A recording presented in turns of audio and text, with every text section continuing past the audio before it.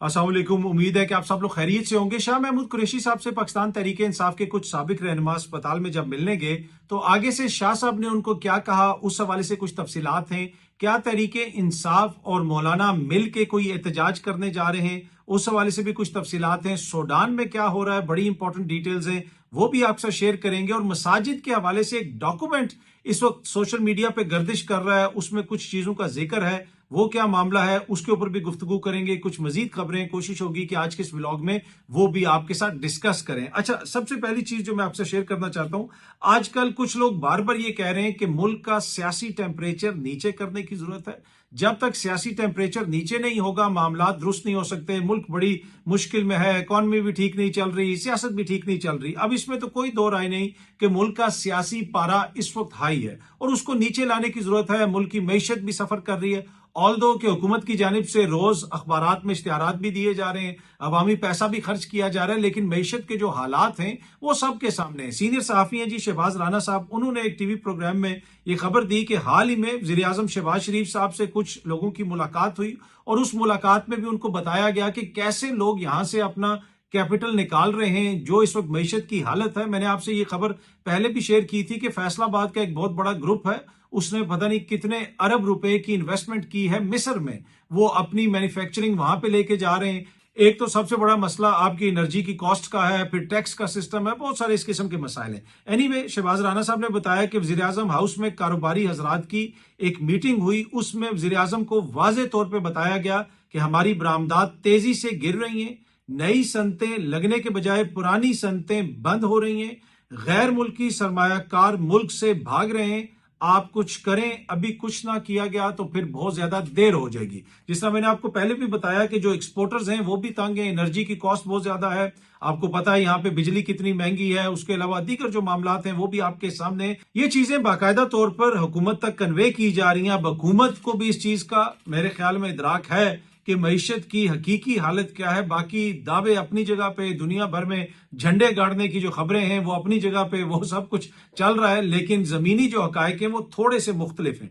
अब जो मैं अर्ज कर रहा था कि मुल्क का सियासी पारा नीचे लाने की जरूरत है, और अक्सर लोग ये कहते हैं कि जी इमरान खान साहब से मुलाकात करके या इमरान खान साहब से बात करके हम यही कोशिश करेंगे कि मुल्क का सियासी पारा नीचे लाया जाए।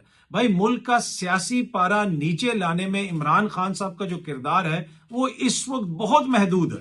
अगर आपने मुल्क का सियासी पारा नीचे लेके आना है तो किरदार किसने अदा करना है? किरदार हुकूमत ने अदा करना है। आपने उनके ऊपर इद्दत का केस चलते हुए देखा, आपने खान साहब को सजाएं होती हुई देखी, उनको इलेक्शन से पहले कैसे सजाएं सुनाई गई, किस किस्म के उनके ऊपर मुकदमात बनाए गए, कितने ज्यादा उनके ऊपर मुकदमात हैं, उनकी जमात के लोगों के ऊपर कितने ज्यादा मुकदमात हैं, कैसे उन सब को आजाद करार दे दिया गया, उनसे मखसूस सीटें ले ली गई। ये सारी चीजें होने के बावजूद, अब ये बड़ी लिमिटेड सी मिसालें हैं जो मैंने आपसे शेयर की हैं, लेकिन इसके बावजूद अगर कोई शख्स ये कहता है कि मुल्क का सियासी पारा नीचे लाने के लिए इमरान खान साहब को अपना किरदार अदा करना पड़ेगा, तो उसकी अजमत को भी और उसकी सियासी सोच को भी मेरा सलूट है। वैसे ही सलूट है जैसे डोनाल्ड ट्रंप साहब की अमन पसंदी को शहबाज शरीफ साहब ने सलूट मारा था। भाई, ये सारी चीजें तो हुकूमत के हाथ में, अगर हुकूमत चाहे तो एक दिन के अंदर मुल्क का सियासी पारा नीचे आ सकता है।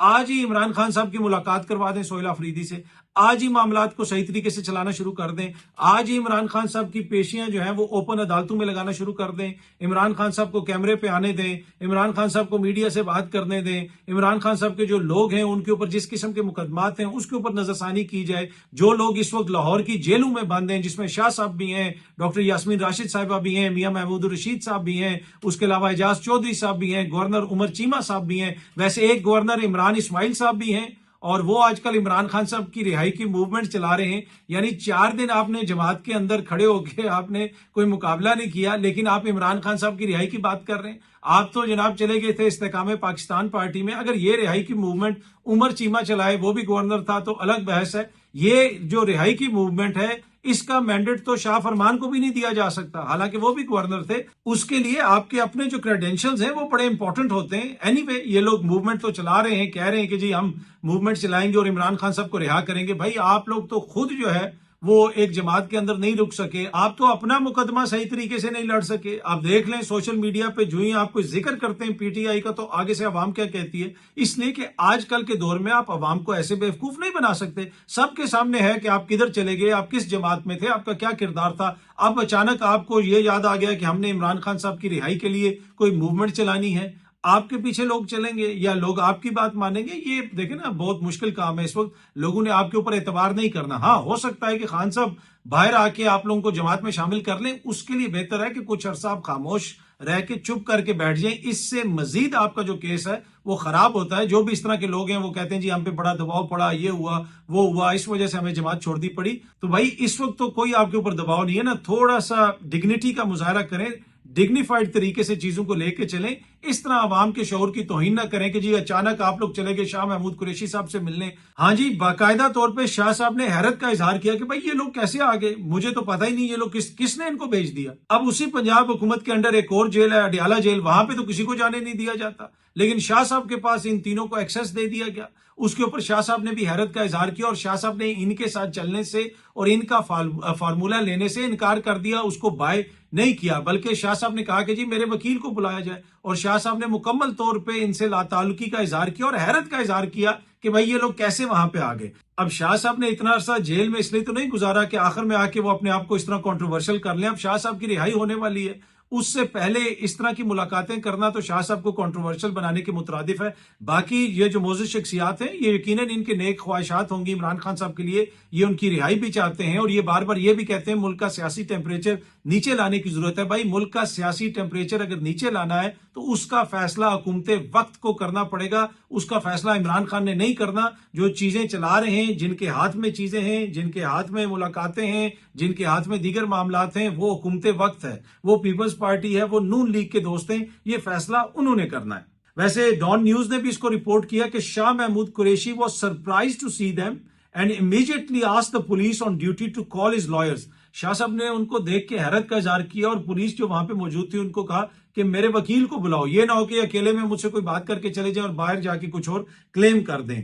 who had left just a minute ago and tell him some guests had arrived۔ شاہ صاحب کے جو وکیل ہیں انہوں نے یہ بھی بتایا کہ جب وہ واپس آئے تو جو وزٹر تھے وہ واپس جا چکے تھے، وہ صرف 10 منٹ انہوں نے وہاں پہ قیام کیا، اور ڈان نیوز اس کو رپورٹ کر رہا ہے کہ he said the visitors stayed only little over 10 minutes and left without any political discussion with Mr. Qureshi. یعنی شاہ صاحب سے کوئی سیاسی بات ان کی نہیں ہوئی، شاہ صاحب نے ان سے سیاسی بات کرنے سے انکار کر دیا۔ باقی ان کی جو کوشش ہے اس میں یقیناً یہ سنسیئر ہو سکتے ہیں، ان کو اپنی کوششیں جاری رکھنی چاہیے۔ مجھے نہیں لگتا کہ اس وقت شاہ صاحب جو ہے وہ ان کے ساتھ چلنے کے لیے تیار ہیں۔ جتنا بھی شاہ صاحب کا پولیٹیکل کیپٹل ہے وہ 1 منٹ میں غائب ہو جائے گا اگر یہ تاثر بھی ملا کہ شاہ صاحب ان کے ساتھ چل رہے ہیں یا ان کے ساتھ چلنے کے لیے تیار ہو گئے ہیں۔ اور ایک ٹی وی پروگرام میں تو عمران اسماعیل صاحب نے یہ اعتراف بھی کیا کہ بھائی ماضی میں ہمارا یہ خیال تھا کہ جو ٹیمپریچر ہے پولیٹیکل ٹیمپریچر، اس کو نیچے لانے کے لیے ضروری ہے کہ خان صاحب سائڈ پہ ہو جائیں اور کسی اور کو چیئرمین بنا دیں۔ جی بعد میں بھی تو انہوں نے چیئرمین بنایا، گور صاحب کو بنایا، وہ تو دیکھیں نا ایک ڈیفرنٹ حالات کے اندر بنایا۔ تو یہ پہلے سے ہی مائنس عمران خان صاحب کی باتیں تو کرتے آئے ہیں، تو اس وجہ سے نہ اس وقت کوئی لیڈر ان کے ساتھ چلنے کی پوزیشن میں ہے، نہ ورکر ان کے اوپر اعتبار کرنے کی پوزیشن میں، اور ان کا اپنا بھی سیاسی فائدہ اسی میں ہے کہ فی الحال چپ کر کے بیٹھ جائیں تو زیادہ بہتر ہے۔ سیاست کا آغاز آپ نے اکثر دیکھا ہوگا کہ ایک نظریے سے ہوتا ہے، لیکن آج کل ایک نوجوان ہیں، وہ ایک نئی سیاسی جماعت یا ایک نئی سیاسی تحریک کھڑی کرنے کی کوشش کر رہے ہیں، اور انہوں نے اپنی سیاست کا آغاز لانتوں سے کیا ہے۔ میں اس لیے یہ کہہ رہا ہوں کہ میں نے ایک ویڈیو دیکھی جس میں یہ معزز شخصیت کہہ رہی ہے کہ جو اسٹیبلشمنٹ کا ٹاؤٹ ہے اس پر بھی لعنت، جس نے اسٹیبلشمنٹ کے ساتھ مل کے ایسا کیا تو اس پہ بھی لعنت، اگر مجھے کسی نے لانچ کیا ہے تو مجھ پہ بھی لعنت، اس پہ بھی لعنت۔ اتنی زیادہ انہوں نے لعنتیں بھیجی، بنیادی طور پہ وہ صفائیاں پیش کر رہے تھے کہ مجھے کسی نے لانچ نہیں کیا۔ تو اگر آپ کو اپنے سیاسی کیریئر کے آغاز پہ اتنی زیادہ لعنتیں سمیٹنی پڑ رہی ہیں یا لعنتیں مینشن کرنی پڑ رہی ہیں تو ضروری ہے کہ اس کام کے اندر پڑا جائے اور اتنی زیادہ لعنتیں سمیٹی جائیں یا لعنتیں بھیجی جائیں یا لعنتوں کے اوپر ڈسکشن کیا جائے، تو مجھے نہیں لگتا کہ یہ ضروری ہے۔ اور دوسری بات یہ ہے کہ جب آپ نے کوئی سیاسی جماعت بنانی ہو، کوئی سیاسی نظریہ لے کے آگے چلنا ہو، تو آپ کو دوسروں پہ لعنتیں نہیں بھیجنی پڑتی ہیں، آپ کو اس طرح اپنی صفائیاں نہیں دینی پڑتی. اگر آپ کو اتنی زیادہ صفائیاں دینی پڑ رہی ہیں اور اس پہ بھی لعنت اور اس پہ بھی لعنت بھیجنی پڑ رہی ہے تو پھر آپ لعنت ہی بھیجیں. کیوں یہ کام کر رہے ہیں جو آپ کا کام نہیں ہے؟ کیونکہ اینڈ آف دا ڈے یہ ساری جو ڈسکشن ہے شاید وہ لوگ بھول جائیں اور پیچھے صرف یہ جو لعنتوں والا معاملہ ہے وہی ڈسکس ہوتا رہے کہ جناب اس پہ بھی لعنت اور اس پہ بھی لعنت. اب یہ ماشاءاللہ انہوں نے خود ویڈیو بنائی ہوئی اور خود ویڈیو شیئر کی ہوئی ہے جس میں وہ سب پہ لعنتیں بھیج رہے ہیں. اس وجہ سے میں لعنتوں کو ڈسکس کر رہا ہوں. باقی سیاست کے اندر لعنتیں بھیجنا میرا نہیں خیال کوئی مناسب عمل ہے. جس نے آپ کو ماننا ہے یا آپ کے ساتھ چلنا ہے، آپ کے نظریے کو اپریشیٹ کرنا ہے، اس کو قائل کرنے کے لیے آپ کو کسی کے اوپر لعنتیں بھیجنے کی ضرورت نہیں ہے. لیکن اگر آپ کو اپنی سیاست کے آغاز پر ہی اتنی زیادہ لعنتیں گنوانا پڑ رہی ہیں تو میرے خیال میں پھر خود ہی بندے کو سوچنا چاہیے اور تھوڑا سا جو ہے نا خیال کرنا چاہیے کہ جو ہمارا کام ہے اس کے اوپر توجہ دیں. باقی جو جن کا کام ہے وہ ان کو کرنے دیں. سیاستدان اپنا کام کریں، دیگر لوگ اپنا کام کریں، صحافی اپنا کام کریں، ہر کوئی اپنا اپنا کام کرے. یہ جو ایک دم سے خام خیالی آ جاتی نا کہ جی میں اس میں بھی ایکسپرٹ ہوں اور میں اس میں بھی ایکسپرٹ ہوں، نہیں، یہ ایسا نہیں ہوتا. جس کا کام ہے اسی کو سانجے، ان کو کرنے دیں. باقی سیاسی ایکٹیویٹی کرنا، سیاسی جماعت بنانا ہر بندے کا رائٹ ہے، وہ ضرور بنائے، پر وہ پھر اسی لیول کی بات کرے جس لیول کا ان کا سیاسی قد ہے. اپنے آپ کو کسی اور کے ساتھ جوڑنے کی یا اپنے آپ کو موازنہ کسی اور کے ساتھ کریں تو پھر اسی طرح لعنتیں وہ گنوانی پڑتی ہیں، سمیٹنی پڑتی ہیں، بھیجنی پڑتی ہیں، جو بھی آپ اس کو کہہ لیں، تو وہ اسی قسم کے پھر معاملات چلتے رہتے ہیں. اچھا جی، اگلی خبر ہے 27ویں آئینی ترمیم کے حوالے سے. حکومت کی تو اب مکمل تیاری ہے. کہا یہ جا رہا ہے کہ بہت جلد 27ویں آئینی ترمیم پیش کر دی جائے گی. مولانا کیا تحریک انصاف والوں کے ساتھ مل کے احتجاج کریں گے؟ اس قسم کی بھی باتیں ہو رہی ہیں. اور کچھ لوگ جو پاکستان تحریک انصاف کے اندر بھی ہیں اور کچھ لوگ جو تحریک انصاف کو چھوڑ کے بھی چلے گئے ہیں وہ بھی یہ بار بار کہتے ہیں کہ مولانا پی ٹی آئی کے ساتھ ملیں گے تو احتجاجی تحریک چلے گی. بھائی مولانا کبھی بھی اس سسٹم کو ڈی سٹیبلائز نہیں کریں گے. مولانا کی قدر، مولانا کی سیاست اس نظام کے اندر ہے. مولانا کا جتنا ووٹ بینک ہے، مولانا کا جتنا مینڈیٹ ہے، اگر حقیقی جمہوریت ہو تو مولانا کو کون جا کے ملے گا، کون مولانا سے جا کے ملاقاتیں کرے گا، اتنی زیادہ امپورٹنس دے گا. اب حالت یہ ہے کہ مولانا کی جرنل سیٹیں خیبر پختونخوا میں کم ہیں، مخصوص سیٹیں ان کو زیادہ دے دی گئی ہیں، لیکن پھر بھی وہ خواہش مند تھے کہ ان کی جماعت کا وہاں پہ وزیر اعلیٰ آ جائے. تو کیا ان کے ساتھ مل کے کوئی احتجاجی تحریک چلائے گی پاکستان تحریک انصاف؟ مجھے ایسا ہوتا ہوا نظر نہیں آ رہا، اور نہ ہی مولانا نے اس نظام کے خلاف کوئی بڑی تحریک چلانی ہے. اگر وہ کوئی تحریک چلاتے ہیں تو وہ اس صورت میں چلائی جائے گی جب کہیں سے کوئی اشارہ ہو جائے گا، پتہ چل جائے گا کہ چیزیں اب بدل رہی ہیں، ملک کے حالات بدل رہے ہیں. اس سے پہلے مجھے نہیں لگتا کہ کوئی وہ اس قسم کی تحریک چلائیں گے